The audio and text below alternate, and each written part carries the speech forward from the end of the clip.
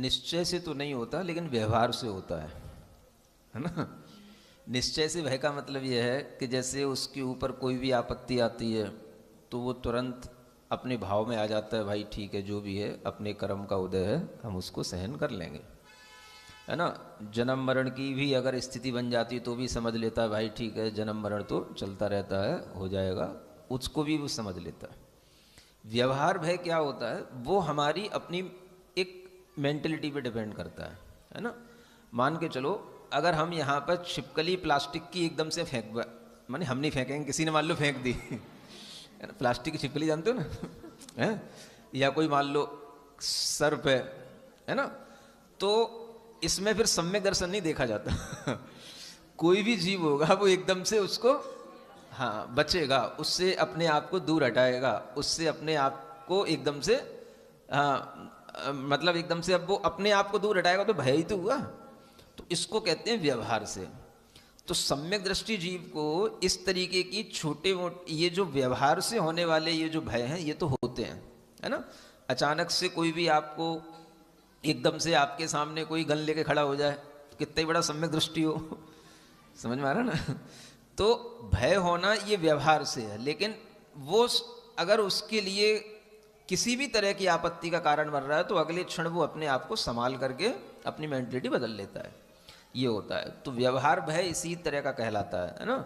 अचानक से पीछे से आपकी गाड़ी में किसी ने धक्का दिया तो कितना ही बड़ा सम्यक दृष्टि होगा, तो एकदम से तो वो काँप ही जाएगा, है ना। कोई भी अगर अचानक से सामने कोई जानवर आकर के आपके ऊपर खुगराएगा घुरघुराएगा तो कितना ही बड़ा सम्यक दृष्टि होगा, वो डर जाएगा, एक क्षण डर जाएगा। तो वो कोई चीज़ दिक्कत नहीं है, वो एक सामान्य से मनुष्य की अपनी जो एक मानसिकताएं होती हैं उसके अनुसार होता है। लेकिन निश्चय का मतलब ये होता है कि वो जैसा भी है ठीक है, वो उसको अपने कर्म का उदय समझ करके निकाल जाता है ना, ये समझना चाहिए। ये मैं इसलिए बता रहा हूँ कि मेरे ऊपर गुजरी है ना। हाँ, आपको पहले भी कभी शायद सुना या हो, कभी बताया हो हाँ, ये मतलब कि जो चीज़ें अनुभव में आती हैं ना तो फिर मैं उसी के हिसाब से फिर चीज़ें एक्सप्लेन करता हूँ। फिर मैं शास्त्र तो अपनी जगह ठीक है जो कुछ भी कहते हो, है ना हाँ, तो इस तरीके के एक्सपीरियंस हो चुके हैं, जब मृत्यु बिल्कुल सामने खड़ी हो और हम कितने ही सम्यक दृष्टि हो तो जो मतलब एक फिजिकली बॉडी में जो एक्सप्रेशन होंगे वो तो होंगे ही होंगे, समझ आ रहा है ना। हम अपनी मेंटलिटी को कितना ही स्ट्रांग बनाएं लेकिन जो कुछ भी उसमें बॉडी में आएगी हलचल वो तो होगी ही होगी, तो वो होती है ना। जब एक बार इस तरह की घटना घटित हो गई, और भी कई बार हो चुकी हैं, जब थोड़ा सा लगता है कि हाँ बिल्कुल मृत्यु सामने सामने से आती है चली जाती है, तो ऐसा होता है, सडन होता है और वो कुछ समय के लिए होता है लेकिन वो निकल जाता है। क्या बता दो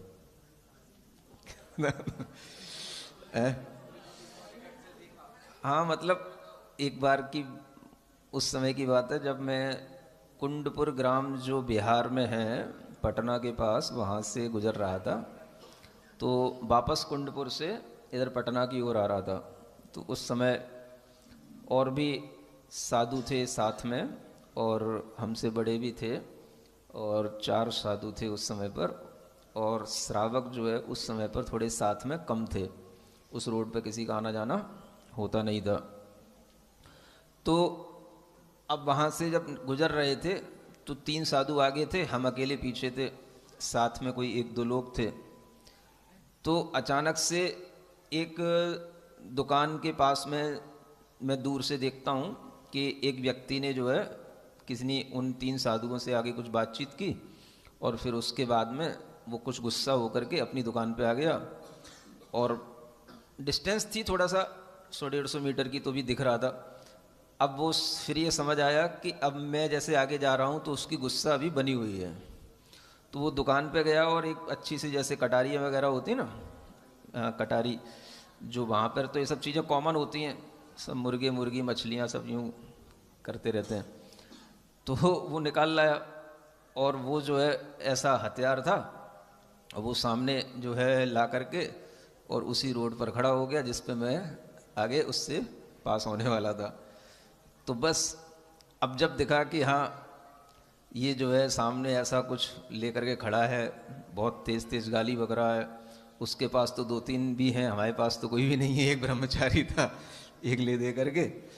और वो जो है उस स्थिति में वहाँ से अब गुजरना है, समझ आ रहा ना। अब अपन ने सोच लिया भाई कि अब निश्चित है जो होना है सो होना है ना। अपन आज तक सुनते थे महाराजों पर उपसर्ग होते हैं, आज अपन खुद देखते हैं कैसे होते हैं। तो बस अपन ने अपनी मेंटेलिटी तो बना ली कि भाई उपसर्ग होना है ना, आज मृत्यु का साक्षात्कार करना है। तो जो अपनी भीतर से तैयारी हो सकती है अपन ने कर ली, लेकिन अब हम वहाँ रुक भी नहीं सकते, वापस भी नहीं लौट सकते, हमें वहाँ से जाना है। अब जो होगा सो देखा जाएगा, चलो चलते हैं, आगे बढ़ते हैं। अब वो सिंगल रोड है, एक साइड वो खड़ा है, बचाव के लिए इतना ही कर सकते भाई उसकी साइड पे ना जाके थोड़ी दूसरी साइड पे आ गए, है ना। तो बस दूसरी साइड से जो है उसके पास से गुजरने लगे। जैसे जैसे उसके पास आते जा रहे हैं उसका लाउड और तेज होता जा रहा है ना। अच्छी अच्छी गालियाँ भी वो जो है सेलेक्ट करके और अच्छी अच्छी निकालता जा रहा है। तो वो सब ठीक है, लेकिन अपन क्या सोच रहे हैं, अब लगा अब लगा समझ आ रहा है, मतलब वो क्षण का इंतजार कर रहे हैं अपन। अब मारा उसने कि अब मारा, अपन को तो कुछ नहीं करना है, अपन को ये देखना है कि हाँ बस अब वो मारने वाला है, मारने वाला। अब आप ये सोचो कि अब उस समय क्या होगा। हम भले ही अपने आप में कितनी ही अपनी मेंटलिटी को, भाई ठीक है हम मृत्यु से नहीं डरते, ठीक है ना, जो होगा हम साक्षात्कार करने को तैयार है, हम अपने प्राण निकलते हुए देख लेंगे, चलो हमने इतना भी अपना मन बना लिया, सब कर लिया। लेकिन जो हो रहा है कि अब जैसे वो मारने वाला है, अब मारा अब मारा, तो उस समय पर जैसे जब चल रहे हैं ना, तो ऐसा लगता है कि जैसे नीचे का हिस्सा अलग हो गया हमारा, ऊपर का हिस्सा अलग हो गया मतलब पैर भी ऐसा लग रहा है कि जैसे कहाँ रखे जा रहे हैं, समझ आ रहा है ना। तो इसको कहते हैं निश्चय का से तो ठीक है अभय है, लेकिन व्यवहार का जो भय है वो आपको एक्सपीरियंस में आएगा, समझ आ रहा है। तो जब वो वहाँ से निकले और जब तक उसको बिल्कुल पास नहीं कर लिया और उसके आगे जब तक 10-15 कदम आगे नहीं निकल गए, तब तक ऐसा लगता रहा इसने अब मारा, इसने अब मारा, इसने अब मारा। और ऐसा सोचते सोचते जब 20 कदम 15 कदम आगे निकल गए तब रिलैक्स हुआ ठीक है भाई, बकता ही रहा, कम से कम उसने मारा नहीं, समझ में आ रहा ना। तो इसी को कहते हैं व्यवहार का भय। आपको किसी भी तरह से कभी भी आपको सडन कोई चोट लगेगी तो अचानक से होगा ही होगा, कोई परिस्थिति सामने आएगी तो होगा ही होगा, लेकिन फिर भी आदमी निश्चय में होता है तो अपने आप में तैयार रहता है, घबराएगा नहीं, चिल्लाएगा नहीं, मुझे बचाओ, ऐसा नहीं करेगा, समझ आ रहा ना। मतलब उस टाइम पर वहाँ से 2-4 लोग साइकिल से निकले तो वो क्या बोलते मालूम है, बाबा जल्दी निकल जाओ, मार देगा वो। मतलब वो भी जानते थे कि वो कुछ उपद्रवी आदमी है। अब वहाँ तो कुछ था ही नहीं, ना कोई समाज ना कोई आदमी, सिंगल रोड, अकेले। तो अब जो होना है सो होगा ही भाई, अब क्या है, कर्म के उदय में जैसा होगा देखेंगे। तो जब वहाँ से निकल गए उतना तब समझ में आया कि भाई इतना ही इसका अपने से लेना देना होगा कि अपन ने कभी उसका बुरा नहीं किया होगा तो उसने अपने को मतलब इतना ही बुरा किया, हमने भी उसको गाली बकी होगी तो उसने मेरे लिए गाली बक दी। गाली बकने से तो अपना कुछ नहीं घुर गया, है ना, कुछ नहीं लग गया, लेकिन वो जो बच गया तो वो एक अपने आप में पुण्य था, है ना, नहीं तो कुछ भी हो सकता था। और फिर वही आदमी शाम को जब लोगों ने जब लोगों को पता पड़ा, समाज के लोग आए, फ़ोन लगे, है ना, थाने में सब पुलिस आई और वो सब उस आदमी को पकड़ के लाए। और जब शाम को पकड़ के लाए तो जब मैं बिल्कुल ऐसे ही इसी टाइम पे सामयिक पे बैठने वाला था तो पुलिस वाले आ गए, कहने लगे बाबा वो आदमी पकड़ा गया जिसने आपको अभद्रता की थी, जिसने आपके लिए बुरा बोला था। तो बोलने लगे कि वो बाहर खड़ा है, उसको ले आऊं क्या? तो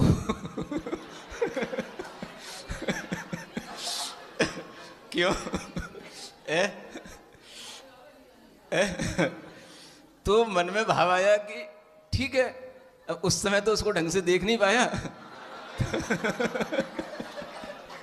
अब उस समय तो उसकी आंखों में आके तो डाल नहीं सकता था, तो थोड़ा सा दूर से ही दिखाई दे रहा था, अच्छा भारी भरकम है, तो चलो अब देखता हूँ, बुला के लाओ, अब सोचता हूँ तो ले आए अंदर और आते से ही वो बिल्कुल एकदम से लंबलेट हो गया उठा ही नहीं।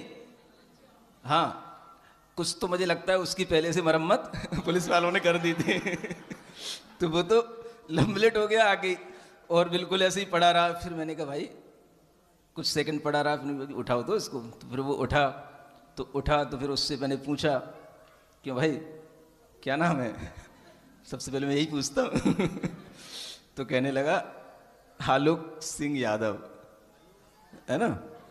हाँ, तो मैंने कहा यादव, मैं तो कुछ और समझ रहा था।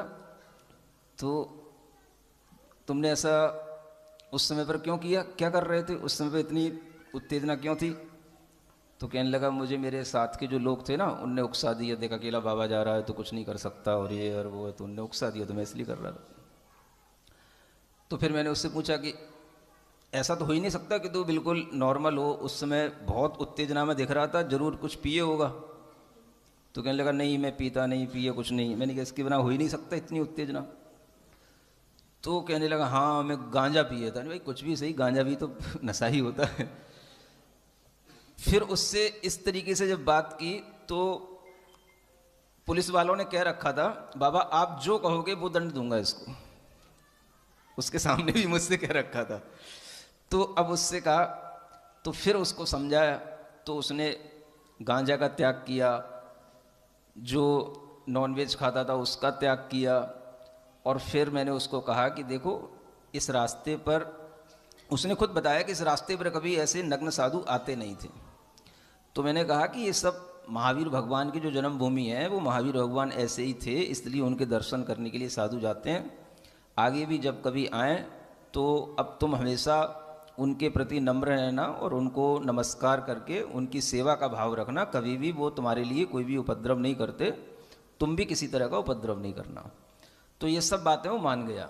और फिर हमने पुलिस वालों से कहा भाई इसको छोड़ दो तो पुलिस वाले कहने लगे, उन्होंने तुरंत अपने बड़े ऑफिसर को फ़ोन लगाया कि हाँ बाबा ने अपने तरीके से इनको दंड दे दिया है।